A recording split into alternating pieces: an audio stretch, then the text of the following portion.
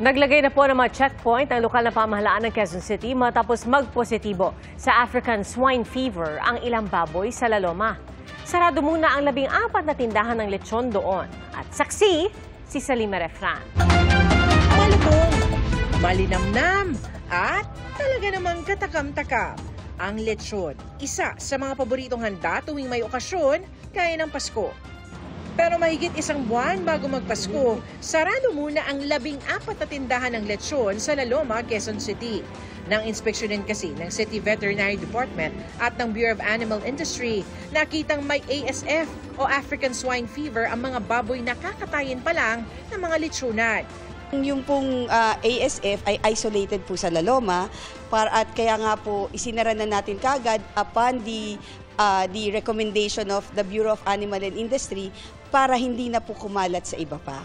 Pinatay na ang mga may sakit na baboy. Nagsimula na rin ang disinfection sa mga apektadong lugar sa La Loma.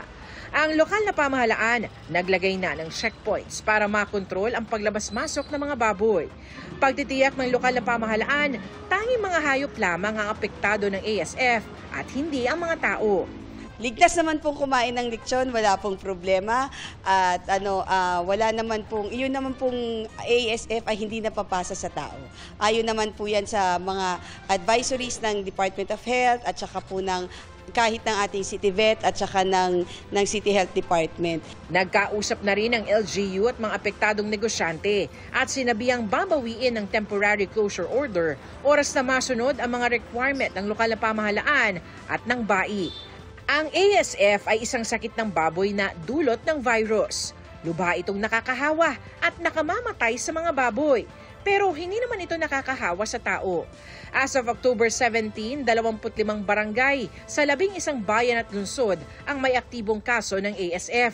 Ipinatutupad na ang government-controlled rollout ng bakuna kontra ASF.